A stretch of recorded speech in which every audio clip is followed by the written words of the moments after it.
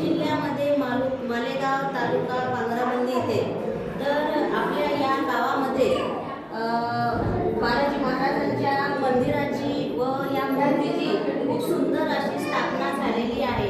यांची स्थापना करणारे रमाकांत निळकंठराव घुगे व रत्नप्रभा रमाकांत घुगे यांनी केलेली आहे। गावकऱ्यांसाठी खूप सुंदर असं या मंदिराची स्थापना करून